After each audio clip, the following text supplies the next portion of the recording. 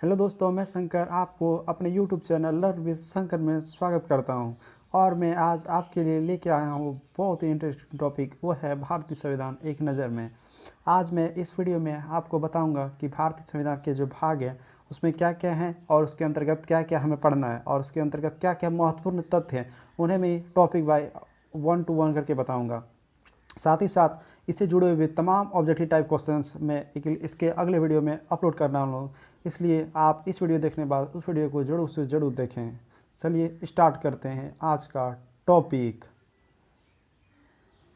दोस्तों, वीडियो शुरू करने से पहले मैं आपसे रिक्वेस्ट करता हूं कि यदि आपने मेरे यूट्यूब चैनल को सब्सक्राइब नहीं किए हैं तो प्लीज़ सब्सक्राइब करें और बगल वाले बेल आइकन को प्रेस करें ताकि आने वाले सारे वीडियो का नोटिफिकेशन आपको मिलता ही रहे और आपकी तैयारी बेहतर से बेहतर हो।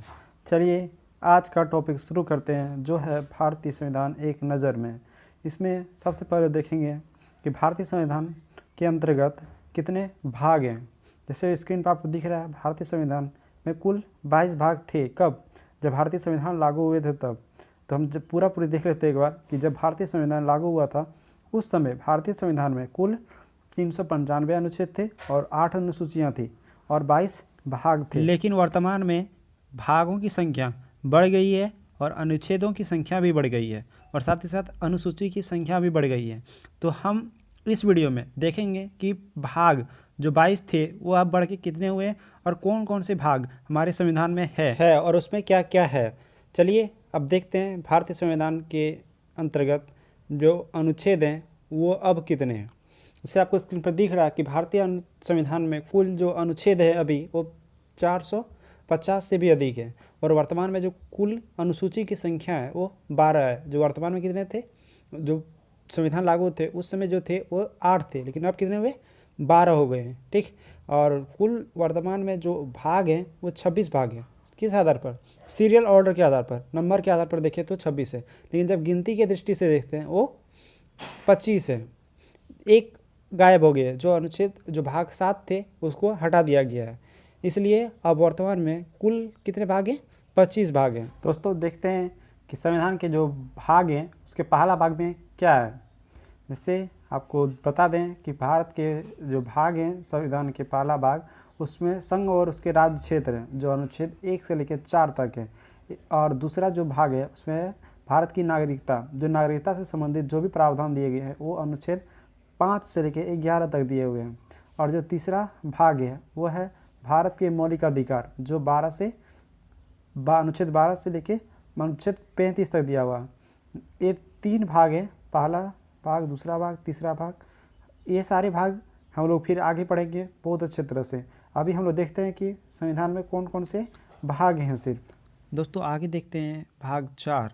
भाग चार में देखेंगे राज्य के नीति अनुसार तत्व, जो अनुच्छेद 36 से 51 में है, और 4 का क और मौलिक कर्तव्य के बारे में पढ़ेंगे जो अनुच्छेद 51 के क में है। इसके बाद देखते हैं कि भाग 5 में क्या है। जैसे दोस्तों मैं बता दूं, भाग 5 में संघ सरकार है। संघ सरकार में केंद्र सरकार के बारे में पढ़ना है, और जो अनुच्छेद 52 से लेकर 151 तक है, इसमें कार्यपालिका, सांसद, राष्ट्रपति की विधायी शक्तियाँ और संघ की न्यायपालिका शक्तियाँ और भारत के नियंत्रक एवं महालेखा परीक्षक के बारे में पढ़ेंगे। हम लोग इसी चैप्टर को बहुत डिटेल में पढ़ने वाले हैं, जो भाग 5 है। इसमें कार्यपालिका के बारे में पढ़ेंगे, सांसद के बारे में पढ़ेंगे, राष्ट्रपति के बारे में पढ़ेंगे और संघ की न्यायपालिका के बारे में भी पढ़ेंगे और साथ ही साथ नियंत्रक एवं महालेखा परीक्षक के बारे में भी पढ़ेंगे। चलिए अब देखते हैं भाग 6 को। भाग 6 के अंतर्गत हमें राज्य सरकार के बारे में पढ़ना है। यह राज्य सरकार का संविधान के रूप में भी जाना जाता है। भाग 6 के अंतर्गत जो सबसे पहला पॉइंट पढ़ेंगे वो साधारण अनुच्छेद के बारे में पढ़ेंगे, साथ ही साथ दूसरा कार्यपालिका पढ़ेंगे, राज्य की कार्यपालिका के बारे में पढ़ेंगे। जो तीसरा पॉइंट पढ़ेंगे राज्य के विधानमंडल के बारे में पढ़ेंगे, और जो चौथा पॉइंट होगा राज्यपाल की विधायी शक्तियाँ पढ़ेंगे। जो 5वां पॉइंट होगा राज्य के उच्च न्यायालय के बारे में पढ़ेंगे, और जो छठा होगा अधीनस्थ न्यायालय, जिसे जिला न्यायालय भी कहते हैं, उसके बारे में पढ़ेंगे। 6 पॉइंट को हम लोग भाग 6 के अंतर्गत पढ़ेंगे और इसका भी एक सेपरेट वीडियो बनाया जाएगा, जिसमें भारत के राज्य और उसके अंतर्गत जो भी शक्तियाँ प्राप्त हुआ है संविधान के तहत, उसके बारे में हम लोग देखेंगे। चलिए दोस्तों देखते हैं भाग 6 के बाद भाग 7 में जो पढ़ेंगे वो राज्य से संबंधित पहली अनुसूची खंड ख, जो अब निरस्त हो चुके हैं, उसके बारे में है। और भाग 8 जो है वो संघ के राज्य क्षेत्र के जो अनुच्छेद 239 से 242 तक है। और साथ ही साथ जो 9वां भाग है उसमें भारत के पंचायती राज व्यवस्था के बारे में बताया गया है, जो अनुच्छेद 243 से 243 9 के बीच में है। भारतीय संविधान के भाग 9 में पंचायती राज व्यवस्था एक संशोधन के द्वारा लाया गया था। और साथ ही साथ इसके बाद देखते हैं भाग 9 के क जो भारत के नगर पालिका के बारे में बताती है, और साथ ही साथ 9 क सहकारी समितियां के बारे में बताती है। और भाग 10 है जो अनुसूचित जाति और जनजाति क्षेत्र के बारे में बताती है, जो अनुच्छेद 144 से 144 क के बीच में है। चलिए दोस्तों देखते हैं भाग 10 के बाद भाग 11 में क्या है। भाग 11 में संघ और राज्य के संबंध के बीच संबंध है, जो अनुच्छेद 245 से 263 के बीच में। इसी के तहत राज्य के विधायी शक्तियों के बारे में बताया जाता है कि संघ और राज्य के बीच में विधायी रूप से अर्थात कानूनी रूप से क्या संबंध है, और साथ ही साथ प्रशासनिक संबंध क्या है। जैसे कि आप जान सकते हैं कि केंद्र सरकार द्वारा राज्य में डीसी को भेजा जाता है, जो प्रशासनिक हेड होते हैं, और केंद्र सरकार के ये द्वारा लाए जाते हैं। चलिए दोस्तों देखते हैं भाग 10 के बाद 11 देखें, उसके बाद 12 देखते हैं, और इसमें देखेंगे वित्त, संपत्ति, संविधान और वाद। इसमें देखेंगे कि वित्त जो है पैसे कौड़ी के लेन देन जो होते हैं वो राज्यों के बीच में कैसे होते हैं, और ऋण के बारे में पढ़ेंगे। और संपत्ति संविधान का अधिकार को बताता है और कैसे बताता है इसके बारे में देखेंगे। और संपत्ति का अधिकार जो 30 क में है, जो संविधान के भाग 7 में थे उसे उठा के 30 क में ला दिया गया है अनुच्छेद है। इसके बारे में देखेंगे कि जो संपत्ति का अधिकार था वो कानूनी अधिकार कैसे बन गए हैं, इसके बारे में हम लोग देखेंगे इसी भाग में, भाग 12 में। अब देखते हैं भाग 13। भाग 13 में भारत के राज्य क्षेत्र के भीतर व्यापार, वाणिज्य एवं समागमन के बारे में पढ़ेंगे। देखिए भारत के एक राज्य से दूसरे राज्य के बीच में व्यापार कैसे होते हैं, कृषि का जो आदान प्रदान होते हैं, टेक्नोलॉजी सबका, इसको कैसे होता है इसके बारे में पढ़ेंगे। और 14 में पढ़ेंगे संघ और राज्यों के अधीन सेवाएं क्या होती हैं, कि संघ और राज्य के बीच में कैसी सेवाएं आदान प्रदान होती है और क्या क्या सेवा चलाई जा रही है इसके बारे में पढ़ेंगे। साथ ही साथ जो भाग 14 के क में वो अधिकरण के बारे में पढ़ेंगे। चलिए दोस्तों देखते हैं यह भाग 15 के में क्या दिया हुआ है।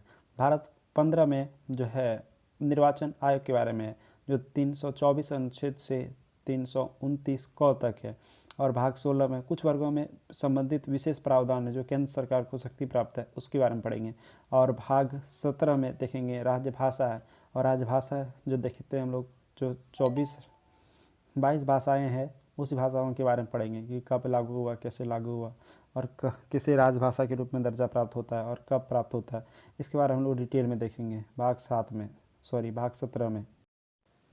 देखते हैं दोस्तों भाग 17 के बाद भाग 18 जो आपात उपबंध के बारे में बताए गए हैं, जो भारत में 3 प्रकार की आपातकालीन व्यवस्था है उसके बारे में पढ़ाएंगे, जो अनुच्छेद 352, 356, 360 इसमें लिखे हुए हैं, जो भी आपात उपबंध के बारे में उसके बारे में पढ़ेंगे।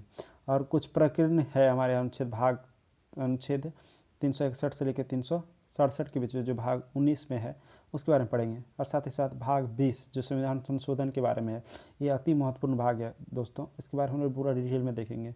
जो अनुच्छेद 368 में यह प्रावधान दक्षिण अफ्रीका के दोस्तों देखते हैं भाग 20 के बाद भाग 21 जो अस्थायी, संक्रमणशील और विशेष उपबंध है, जो अनुच्छेद 269 से लेकर 292 तक लिखा हुआ है। इसमें केंद्र सरकार की अत्यधिक भूमिका होती है। उसके बाद जो है भाग 22 इसमें संक्षिप्त नाम के बारे में बताया कि संविधान से जुड़े हुए कुछ संक्षिप्त नाम होते हैं, या संविधान से जुड़े हुए कुछ तथ्य उसको संक्षिप्त में लिखना है तो कैसे लिखेंगे, जैसे संविधान को लिखना, संविधान के अनुच्छेद को लिखना या भाग को लिखना, उसके बारे में बताया गया। और साथ ही साथ इस पर हिंदी के बारे में बताया गया कि हिंदी में जो भी तथ्य होंगे वो प्रारंभ में हिंदी से ही किया जाएगा।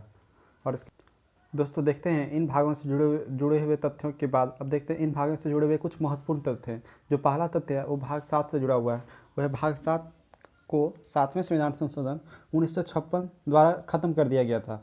और जो दूसरा सबसे महत्वपूर्ण तथ्य है वो भाग 4 क और 14 क के बारे में बताया गया है। इन दोनों का समावेशन 42वें संविधान संशोधन 1976 में किया गया था। और इसके बाद देखते हैं भाग के जुड़े हुए और महत्वपूर्ण तथ्य क्या है। जो तीसरा जो सबसे महत्वपूर्ण तथ्य है वो है 9 क के बारे में। इस 9 क को 74वें संविधान संशोधन 1993 द्वारा जोड़ा गया। और 9 ख को 97वें संविधान संशोधन 2011 के द्वारा जोड़ा गया। सबसे लेटेस्ट जो संशोधन हुआ था भाग में वो है 97वां संविधान संशोधन 2011 में किया गया था। दोस्तों जाते जाते मैं आपसे रिक्वेस्ट करता हूं कि यदि आपने मेरे यूट्यूब चैनल को सब्सक्राइब नहीं किए हैं तो प्लीज़ सब्सक्राइब कर दें और बगल वाले बेल आइकन को प्रेस करें ताकि आने वाले सारे वीडियो का नोटिफिकेशन आपको मिलते रहे। और इसी से जुड़ा हुआ एक ऑब्जेक्टिव टाइप का वीडियो बना रहा हूं जो इसी से जुड़े हुए तथ्यों क्वेश्चन को समावित किया जाएगा और इसी को सॉल्व किया जाएगा।